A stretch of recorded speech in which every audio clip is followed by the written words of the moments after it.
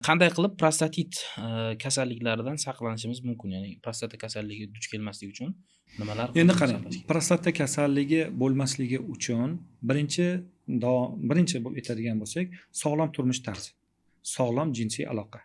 Ya'ni bu o'zini haloli bilan bo'lishi, boshqa bir kasalliklarni, mineralogik kasalliklarni, ya'ni fohishalarga borib turib orttirmasligini oldini olish kerak bo'ladi. Shuning uchun men bir narsani aytib o'tishim kerakki, farzandlarimizni agar u salohiyati yetuk darajada bo'layotgan bo'lsa, imkoniyati, moliyaviy holatingiz imkoniyati bo'ladigan bo'lsa, vohliroq uylantirishni tavsiya qilaman.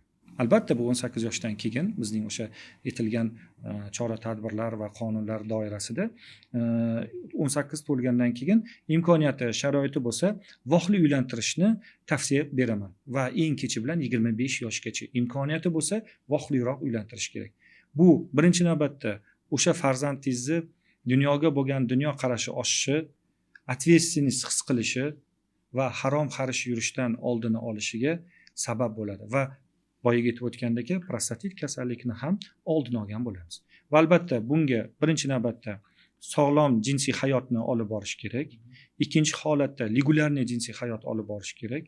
Uchinchi holatda kerakli bo'lgan упражнение, mashqlarni, ya'ni Kegel упражненияsi bor. Bu internetdan bemalol dostupniy olsangiz bo'ladi. Mana shu mashqlarni bajarib yurish kerak sog'lom turmush tarzi bilan va kerakli bo'lgan Упражнениyalar otini aytsangiz yozib qo'yamiz. Albatta Kegel упражненияsi bu prostatit bo'lganlar uchun emas, prostata va erkaklik holatni yaxshilanishi uchun qilishi kerak bo'lgan mashqlar hisoblanadi.